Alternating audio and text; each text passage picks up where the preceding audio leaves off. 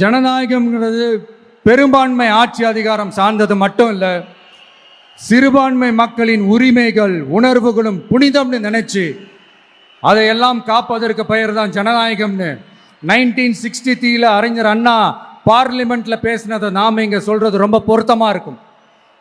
அறிஞர் அண்ணா சொன்னது தான் டிவிகேவோட நிலைப்பாடும். இந்த ஸ்டாண்ட்ல நாம 100% உறுதியா இருப்போம். யாருக்காகவும் எதுக்காகவும் இதுல சமரசமே கிடையாது.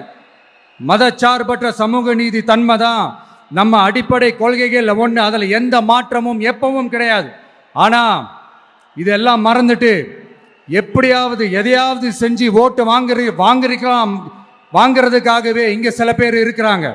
அவங்கள மாதிரி நமக்கு அப்படி சில பிரச்சனைகள்ல எரியற நெருப்புல எண்ணெயை ஊத்துற எண்ணமே இல்லை.